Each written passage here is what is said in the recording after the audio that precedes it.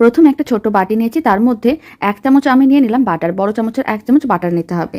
আর এর মধ্যে আমি দিয়ে দিচ্ছি হাফ চামচের মতন গ্রেট করা রসুন, আর আমি দিয়ে দিচ্ছি অল্প একটু কুচনো ধনেপাতা।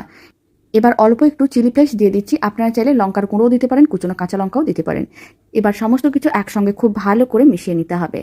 মিশ্রণটা রেডি হয়ে গেছে, এখন মিশ্রণটাকে এক সাইডে রেখে দিতে হবে। আর বেশ কয়েকটা আমি পাউরুটি নিয়েছি, স্লাইস পাউরুটিগুলো এখানে আমি 5 পিস নিয়েছি। আপনারা চাইলে পরিমাণটা কম বা বেশি করতে পারেন। কিছুটা করে মিশ্রণ নিতে হবে, পাউরুটির উপরে ভালো করে ছড়িয়ে নিতে হবে। আর একইভাবে সমস্ত পাউরুটিগুলোর উপরে অল্প করে মিশ্রণ নিয়ে নেবো আর খুব ভালো করে ছড়িয়ে নেবো। সমস্ত পাউরুটিগুলো একইভাবে রেডি করে নিয়েছিলাম। এখন আমি একটা চিজ কিউব নিয়েছি, আর গ্রেটারের সাহায্যে এইভাবে একটু গ্রেট করে দিয়ে দিতে হবে। আপনারা চাইলে মজরেলা চিজও দিতে পারেন বা চিজ স্লাইসও দিতে পারেন। এইভাবে একটা চিজ কিউব নিয়ে ভালো করে সমস্তগুলোর উপরে অল্প অল্প করে দিয়ে দিচ্ছি। এবার সামান্য পরিমাণে মিক্স হার্বস নিয়েছি, আর মিক্স হার্বসটা ওপরে এইভাবে অল্প করে ছড়িয়ে দিতে হবে। আপনারা চাইলে নুডলসের মশলাও দিতে পারেন। এবার একটা তাওয়াকে গ্যাসের ওভেনের উপরে বসিয়ে দিয়েছিলাম, ফ্লেমটা মিডিয়াম টু লোতেই রেখেছি। আর এখানে আমি তাওয়ার মধ্যে 3টে পাউরুটির পিস দিয়ে দিলাম। ঢাকনাটা বন্ধ করে দিতে হবে।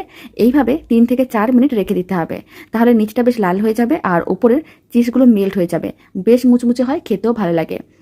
প্রায় 3 মিনিট মিডিয়াম টু লো ফ্লেমে রেখে দিয়েছিলাম, চিজগুলো মেল্ট হয়ে গেছে।